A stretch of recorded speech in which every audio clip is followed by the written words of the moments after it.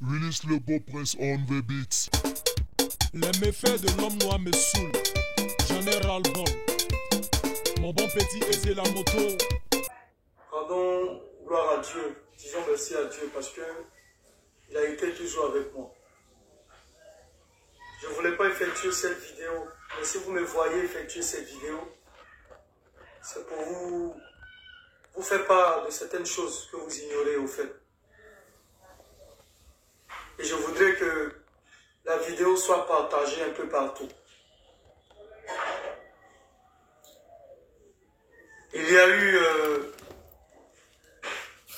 une méchanceté envers moi et mon staff le jour de mon accident.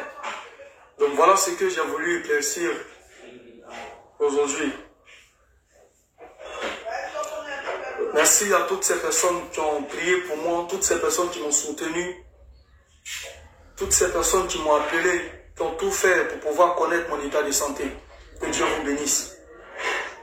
Et juste vous dire que j'ai été touché à l'épaule et mon cou. Mais apparemment, ça va. On peut pas... Vu que ma vie a été épargnée, c'est l'essentiel.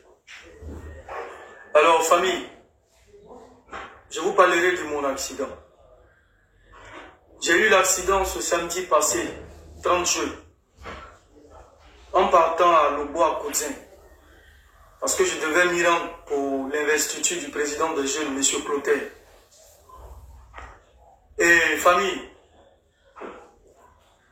j'ai décollé de chez moi à 11 h. Et de 11 h, j'ai pris la voie de Lobo-à-Coudzin. Je suis rentré par Abié, Lobo-OP. Et en allant à Lobo-à-Coudzin, le village en question, à 400 mètres, il y a eu un virage qu'ils ont l'habitude d'appeler S. Et bien j'ai fait juste une sortie de route. Et franchement, ça a été vraiment rapide. Que, franchement dit, j'ai perdu l'équilibre. Et ça a donné ce que vous voyez. L'accident s'est passé à midi. Je dis bien à midi. Pendant que j'étais là agonisé, pendant que j'étais là, pendant que je souffrais dans mon corps, moi et mon staff managérial, il y avait des motos, taxis qui passaient. On était à 200, 300 mètres même du village. Et on disait à ces jeunes-là d'aller véhiculer l'information au niveau du village. Parce que puisque toutes les autorités de la région de l'armée étaient là-bas. Donc, à chaque fois que ces jeunes-là partaient, il n'y avait aucune réponse, aucun retour. Pendant qu'on était là en train d'agoniser, on était là, on souffrait. Alors, vu que mon état était critique, j'étais le plus touché. Et aussi, il y a ma jeune tante qui a eu le poignet cassé. Donc franchement, il y avait des jeunes qui venaient, ils m'ont repéré. Ils m'ont pris sur une moto. Je dis bien sur une moto. L'accident s'est passé à midi.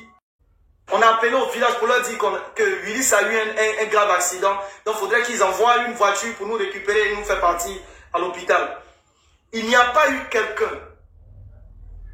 Il n'y a pas eu quelqu'un. C'est-à-dire qu'ils se sont basés sur leur investiture. Aujourd'hui, si je parle là, je ne me plains pas d'une seule personne. Je me plains de tout ce village-là. Le village de Lobo-à-Coudzin. Et on a eu l'accident. J'ai eu l'accident 1 heure après. On appelle là-bas.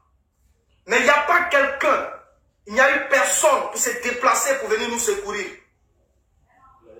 Et ce sont ces jeunes qui passaient qui m'ont pris sur une moto.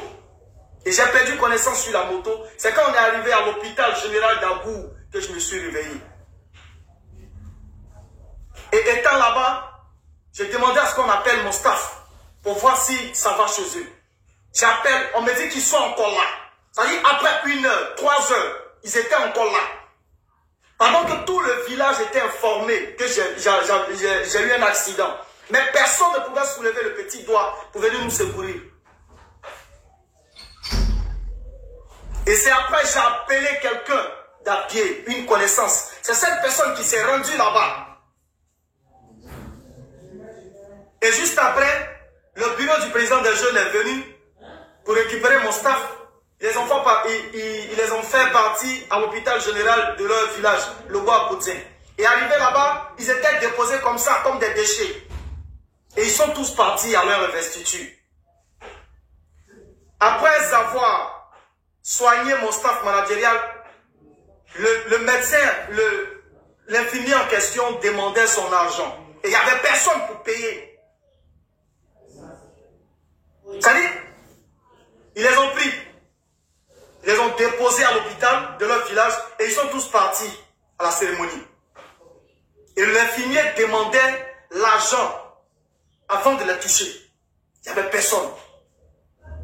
À chaque fois, mon téléphone sonne. Pendant que j'agonisais aussi, j'étais là. Donc je remettais mon téléphone à quelqu'un pour qu'on les appelle. Pour qu'on appelle telle personne pour aller les secourir. Et c'est une personne qui était hors du village, qui s'est rendue là-bas. Et qui allait se porter garant pour signer un papier pour pouvoir payer les soins de mon staff managérial. Même pour leur donner à manger, c'était un problème. Et pendant qu'ils étaient là en train de chercher comment rentrer, c'est-à-dire, il n'y avait personne. Il n'y avait personne qui pouvait se désigner à être à leur porter, à leur donner un coup de main ou à leur donner un véhicule pour pouvoir quitter le village. Vu que l'hôpital du village, là, il n'y avait rien de nécessaire là-bas pour soigner une personne. Alors, ils devaient sortir du village, aller à Nzopé, au CH d'Nzopé, pour aller effectuer des radios et autres. Parce que c'est un accident. L'accident était grave.